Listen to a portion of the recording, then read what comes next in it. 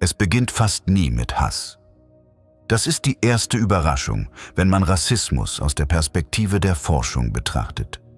Kaum jemand, der andere Menschen abwertet, hält sich selbst für den Bösewicht in dieser Geschichte. Die eigene Selbstwahrnehmung lautet ganz anders: nüchtern, vernünftig, verantwortungsbewusst. Sie sagen Sätze wie: Ich hab doch nichts gegen die, ich sage nur, wie es nun mal ist. Ruhig gesprochen, fast freundlich, mit dem festen Gefühl, einfach Recht zu haben. Und genau hier wird es unheimlich. Im eigenen Kopf ist so ein Mensch nicht der Täter, sondern der Vernünftige. Der nur ausspricht, was angeblich alle denken. Was läuft also wirklich ab hinter dieser leisen Selbstsicherheit? Heute schauen wir nicht auf die Schreier und Extremisten, sondern auf den ganz normalen Kopf, in dem sich Vorurteile leise einnisten. Beginnen wir mit einer Wahrheit, die vielen nicht gefällt. Rassismus ist nur selten ein Feuerwerk aus purem Hass. Viel öfter ist er ein Nebenprodukt von Denkmustern, die in jedem von uns arbeiten. Der Psychologe Henry Teifel hat das schon in den 70ern auf den Punkt gebracht. Menschen teilen ihre Welt fast automatisch in wir und die anderen, ganz ohne bösen Willen. Der Grund dahinter ist banal. Die Zugehörigkeit zu einer Gruppe stützt unser eigenes Selbstbild. Wer ein starkes Wir spürt, fühlt sich sicherer, wertvoller und irgendwie größer als allein. Solange dieses Sortieren bei Fußballvereinen oder Nachbarschaften bleibt, ist es völlig harmlos. Zwei Lager, ein bisschen Stolz, ein bisschen Spott über die anderen. Niemand nimmt dabei Schaden. Doch sobald die Trennlinie plötzlich entlang der Hautfarbe verläuft, kippt derselbe harmlose Reflex. Aus einer belanglosen Einteilung wird ein hartes Vorurteil. Gleicher Mechanismus, völlig andere Wucht. Das Verblüffende daran zeigte Teifel in einem berühmten Versuch. Er teilte wildfremde Menschen per Münzwurf in zwei sinnlose Gruppen ein. Kein Streit, keine Vorgeschichte, nur reiner Zufall. Und trotzdem begannen die Teilnehmer sofort, die eigene Gruppe zu bevorzugen und die andere schlechter zu behandeln. Für nichts. Für eine Gruppe, die es 5 Minuten vorher noch gar nicht gab. Wenn schon ein Münzwurf reicht, um wir gegen die zu erzeugen, dann ahnst du, wie mühelos echte, sichtbare Unterschiede diesen Schalter umlegen. Hautfarbe ist für dieses uralte System ein gefundenes Fressen. Und dieser Schalter sitzt tief. Er stammt aus einer Zeit, in der die eigene Gruppe über Leben und Tod entschied. Wer draußen war, war Konkurrenz oder Gefahr. Dieses uralte Programm läuft heute noch mit. Dazu kommt bei vielen noch etwas Zweites. Ein tiefes Bedürfnis nach Rangordnung. Die stille Überzeugung, dass manche Gruppen nun mal oben stehen und andere ganz selbstverständlich unten. In der Psychologie nennt man diese Haltung soziale Dominanzorientierung. Wer hohe Werte darin hat, empfindet Ungleichheit nicht als Missstand, sondern als natürliche Ordnung, an die man besser nicht rührt. Eng verwandt ist ein autoritärer Zug im Denken.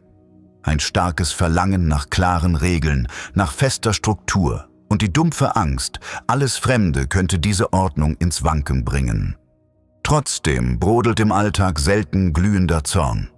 Meistens sind es einfache Abkürzungen im Kopf. Die sind gefährlich. Die wollen nicht arbeiten.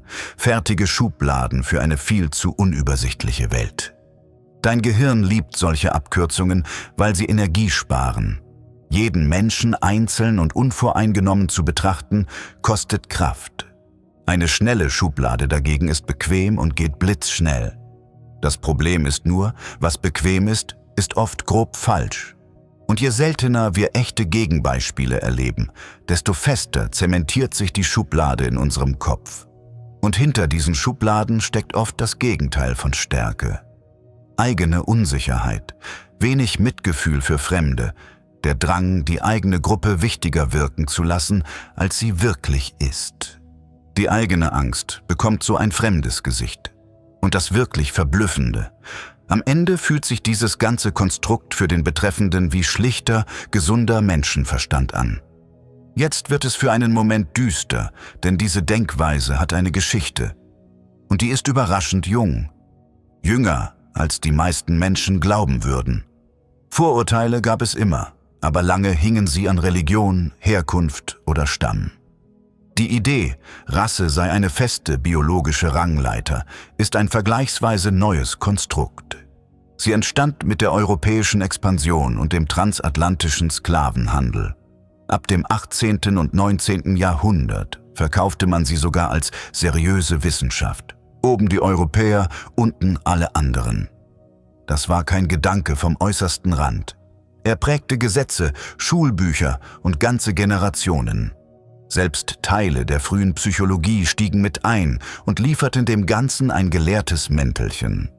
Ihre grausamsten Formen erreichte diese Ideologie im 19. und 20. Jahrhundert. Die Jim Crow-Gesetze in den USA. Der Holocaust im nationalsozialistischen Deutschland. Die Apartheid in Südafrika, die bis 1994 hielt. Und hier liegt das wirklich Verstörende. Es waren nicht bloß Fanatiker, die das mitgetragen haben. Es waren unauffällige, freundliche Durchschnittsmenschen, fest überzeugt, das einzig Richtige zu tun. Denn der Mensch ist ein zutiefst soziales Wesen. Die meisten von uns wollen dazugehören, nicht anecken, mitmachen. Und diese Anpassungsbereitschaft ist im Guten wie im Bösen gewaltig.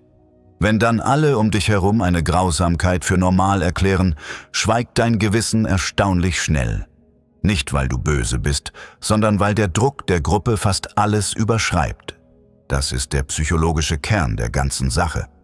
Belohnt ein System die Treue zur eigenen Gruppe und bestraft Mitgefühl, dann sind erschreckend viele Menschen zu Grausamem fähig. Ganz ohne schlechtes Gewissen. Und wie sieht es heute aus?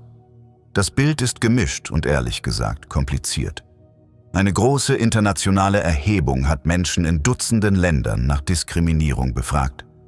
Rund 1/3 hält sie für ein sehr ernstes Problem. Besonders laut ist diese Sorge in Teilen Afrikas, Lateinamerikas, in der Türkei, in Indien und in Teilen Asiens. In vielen westlichen Ländern sind offen ausgesprochene Vorurteile seit den Bürgerrechtsbewegungen deutlich zurückgegangen. Das klingt nach Fortschritt und ein gutes Stück weit ist es das auch. Aber es gibt einen Faktor, der alles verschiebt: Macht. Wer die Mehrheit stellt, richtet Benachteiligung fast immer nach unten. Gegen die kleineren, schwächeren Gruppen, die sich schlechter wehren können. Und wer neigt am ehesten dazu? Die ehrliche Antwort ist unbequem. Im Grunde jeder von uns, unter den passenden Umständen. Niemand ist von diesem Reflex vollständig ausgenommen. Trotzdem gibt es Muster. Menschen mit starkem Hang zu Hierarchie und Ordnung sind anfälliger. Vor allem dann, wenn sie in ihrem Leben kaum echte Begegnungen mit anderen Gruppen hatten. Und fast nie nennen sie es beim Namen. Sie erleben ihr eigenes Verhalten als Schutz der Kultur, als nüchternen Realismus oder als Abwehr einer angeblichen Benachteiligung der eigenen Leute. Heute trägt dieser Rassismus oft ein leiseres Gewand. Kein Gebrüll, keine offene Beleidigung. Eher ein misstrauischer Blick, eine abfällige Bemerkung, eine Bewerbung, die aus unerklärlichen Gründen aussortiert wird. Gerade weil es so subtil ist, lässt es sich so leicht wegreden. Man habe es doch nicht so gemeint. Man sei doch offen. Und trotzdem spürt der Getroffene jedes Mal genau, was gemeint war. Jetzt kommt die Wende und sie ist stärker, als du vermutlich denkst. Denn all das hat eine entscheidende Eigenschaft. Es wurde gelernt. Es ist nicht angeboren. Schon Babys zeigen nach wenigen Monaten eine Vorliebe für Gesichter, die ihnen vertraut vorkommen. Nicht aus Bosheit, sondern einfach, weil sie genau diese Gesichter jeden Tag um sich haben. Aus dieser winzigen, völlig harmlosen Vertrautheit wird erst durch Familie, Medien und getrennte Lebenswelten ein festes Vorurteil. Es wird uns beigebracht, Schicht für Schicht, oft ohne dass jemand es merkt. Und genau hier liegt der eigentliche Hoffnungsschimmer. Dieselbe Forschung, die zeigt, wie Vorurteile wachsen, zeigt uns auch, wie sie wieder zerfallen können. Beides sind zwei Seiten derselben Medaille. Das stärkste Gegenmittel ist verblüffend simpel: echter Kontakt. Über 500 Studien deuten in dieselbe Richtung. Wo Menschen unterschiedlicher Herkunft wirklich miteinander zu tun haben, sinkt die Angst spürbar. Das Verständnis wächst und die alten Klischees verlieren ihren Halt. Nicht durch Belehrung, nicht durch Zeigefinger, sondern durch die schlichte Erfahrung. Der andere ist am Ende auch nur ein Mensch. Aber Kontakt allein ist kein Zaubermittel. Er wirkt am stärksten, wenn beide Seiten auf Augenhöhe stehen und gemeinsam an etwas arbeiten, statt nur stumm nebeneinander her zu existieren. Denk an ein Team, das zusammen ein Ziel erreichen will. Plötzlich zählt nicht mehr die Herkunft, sondern ob man sich aufeinander verlassen kann. Genau dort schmelzen Vorurteile am schnellsten. Das ist das eigentlich Tröstliche an dieser ganzen Wissenschaft. Vorurteile sind keine Betonwand. Sie sind eher wie ein Trampelpfad im Kopf, der langsam zuwächst, sobald man ihn nicht mehr benutzt. Und die Zahlen geben dem recht. In den USA ist die unbewusste Voreingenommenheit über die Jahre messbar gefallen. Um rund ein Viertel innerhalb eines einzigen guten Jahrzehnts. Gezielte Trainings verstärken den Effekt noch. Menschen lernen darin, den eigenen verzerrten Gedanken im Moment zu erwischen und ihn bewusst zu ersetzen, bevor er überhaupt zur Handlung wird. Und schon das bloße Wissen um diesen Reflex verändert etwas. Wer den eigenen ersten Impuls bemerkt und kurz innehält, ist ihm nicht mehr hilflos ausgeliefert. Bewusstheit ist der erste Riss im Automatismus. Auch die großen Hebel wirken. Das Ende erzwungener Trennung. Gemischte Schulen, faire Institutionen. All das entzieht dem Vorurteil ganz leise den Boden, auf dem es überhaupt erst wachsen kann. Am Ende führt uns die Psychologie zu einem überraschend milden Schluss. Es geht nicht um eine Handvoll böser Menschen, es geht um ganz gewöhnliche, geformt von Geschichte, Umfeld und Gewohnheit. Und das ist tatsächlich die gute Nachricht. Was gelernt wurde, das lässt sich auch wieder verlernen. Offene Vorurteile schrumpfen längst und selbst die Unbewussten beginnen zu bröckeln. Und du musst dafür nicht die ganze Welt retten. Es reicht, den nächsten schnellen Gedanken über einen fremden Menschen einmal bewusst anzuzweifeln. Viele kleine Risse bringen irgendwann die ganze Mauer zum Fallen. Aber eines bleibt und reicht weit über dieses eine Thema hinaus. Dieses zähe Festhalten am Vertrauten. Diese leise Angst, das Bekannte loszulassen, selbst wenn es uns längst nicht mehr gut tut. Wir kleben an Überzeugungen. Wir kleben an alten Rollen. Manche kleben sogar an einem Platz im Leben, aus dem ein Teil von ihnen schon lange fort möchte und bleiben trotzdem Tag für Tag. Warum Menschen an etwas festhalten, das sie innerlich längst verlassen haben und trotzdem keinen einzigen Schritt vor die Tür machen, genau das schauen wir uns im verlinkten Video an. Schreib mir in die Kommentare, wo du dich selbst schon mal beim Sortieren in wir und die ertappt hast. Ganz ehrlich, ohne Urteil.